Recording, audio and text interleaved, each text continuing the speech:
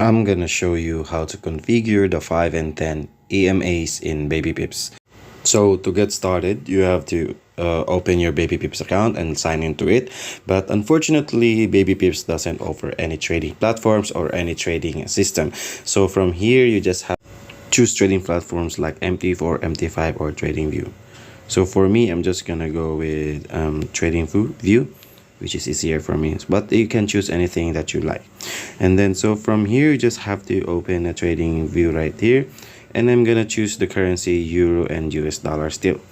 So to get started, to configure 5 and 10 EMAs, you just have to go in the upper right here in the middle, and which you will choose the indicator right here.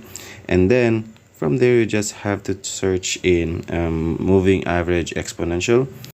And then after you select it, it will just automatically appear on the chart itself. And to configure the settings, is all you have to do is just click on it, and from the side, the I button, you have to click on settings, and then from there you have to change the length from 9 to 5 because we want a 5 and 10 EMAs. And then after you press OK, you have to click on indicator again, and then search again for moving average exponential.